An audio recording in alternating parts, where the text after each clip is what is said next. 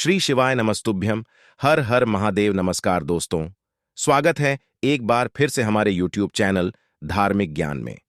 दोस्तों, आज की वीडियो आपके लिए बहुत ही खास रहने वाली है, क्योंकि आज इस वीडियो में हम बताने वाले हैं नशा छुड़ाने के कुछ ऐसे उपाय के बारे में, जिस उपाय को करके किसी भी व्यक्ति का नशा छुड़ा सकते हैं।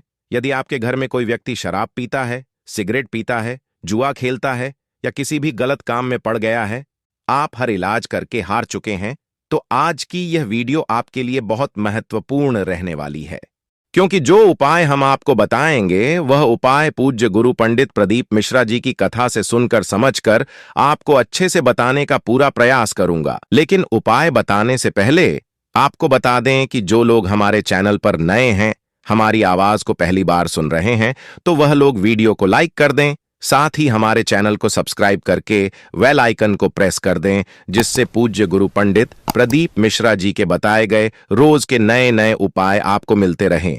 तो चलिए दोस्तों, चलते हैं उपाय की ओर।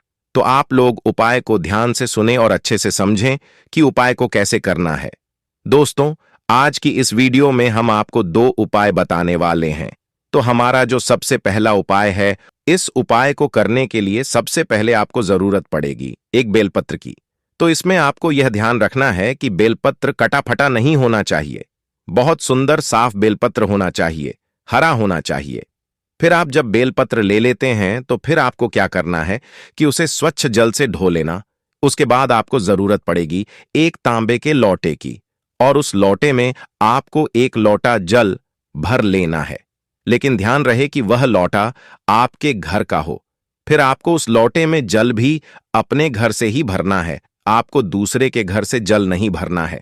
जब आप जल भर लेते हैं तब आपको क्या करना है, उस बेलपत्र और 1 लोटा जल को लेकर आपको चले जाना है महादेव के किसी मंदिर में, शिवलिंग के पास। जब आप शिवलिंग के पास पहुंच जाते हैं तब आपको क्या करना है, आपको अपना चेहरा नॉर्थ डायरेक्शन में करना है, मतलब कि उत्तर दिशा में आपका फेस होना चाहिए।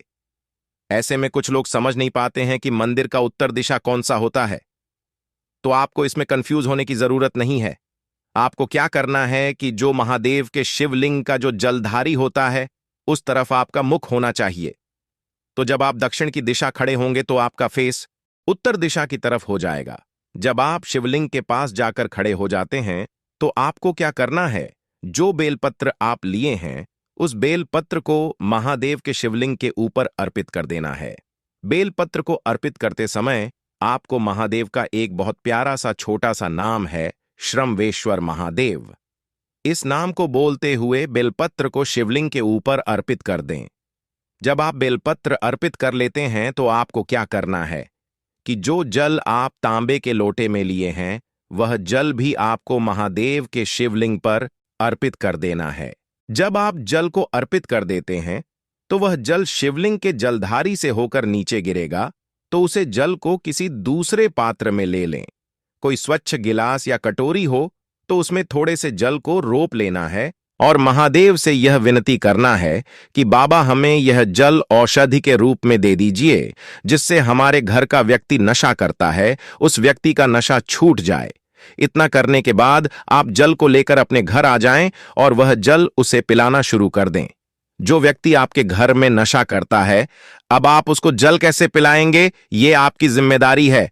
आप चाहे तो उसके भोजन में मिलाकर पिलाएं, या चाय में पिलाएं, या तो पानी में पिलाएं, क्योंकि पूज्य गुरु जी कहते हैं कि जब वह औषधि पी लेगा तो उसके अंदर जो नशा होगा, जो नकारात्मकता होगी, महादेव उसको अपने अंदर खींच लेंगे और वह व्यक्ति चाहकर भी नशे को हाथ नहीं लगाएगा, क्योंकि अब उस व्यक्ति को नशा से घृणा होने लगेगी और वह व्यक्ति हमेशा हमेशा के लिए नशा मुक्त हो जाएगा।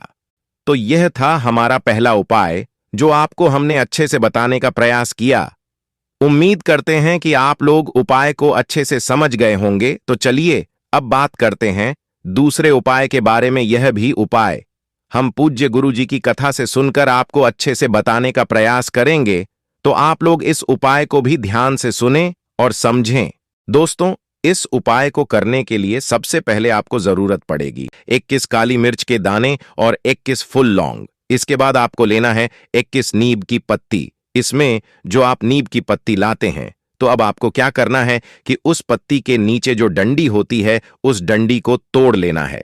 जब आप तीनों चीज इकट्ठा कर लेते हैं तब आपको क्या करना है, एक लाल कपड़ा लेना है और उस कपड़े में उन तीनों चीजों को बांधकर एक पोटली बना लेना है। उसके बाद उस पोटली को लेकर हनुमान जी के मंदिर में चले जाना है और उसे 21 दिन तक हनुमान जी के मंदिर में ही रख देना है।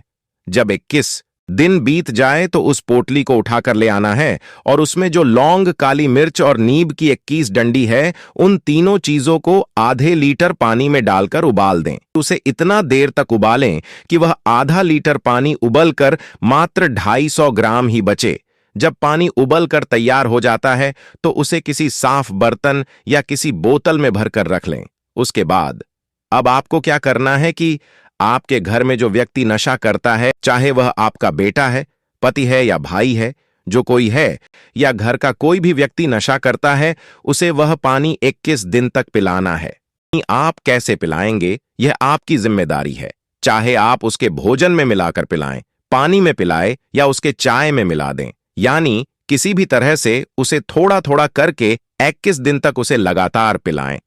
क्योंकि पूज्य गुरु जी कहते हैं कि जब वह औषधि पी लेगा और वह औषधि उसके अंदर जाएगी तो अपना काम करना शुरू कर देगी और उसके अंदर जो नशा होगा, जो भी नकारात्मकता होगी, उसकी जो भी बुरी आदतें होंगी, वह कुछ ही दिन में समाप्ति की ओर बढ़ने लगेंगी और वह व्यक्ति चाहकर भी नशे को हाथ नहीं लगाएगा, क्योंकि अब उस व्यक्ति को नशा से घृणा होने लगेगी और वह व्यक्ति हमेशा हमेशा के लिए नशा मुक्त हो जाएगा। तो उम्मीद करते हैं आप लोग उपाय को अच्छे से समझ गए होंगे। तो आज के वीडियो में बस इतना ही। जानकारी अच्छी लगी हो तो वीडियो को लाइक और शेयर करके कमेंट में हर हर महादेव अवश्य लिखें और ऐसी ही जानकारी पाने के लिए हमारे चैनल को भी सब्सक्राइब कर लें।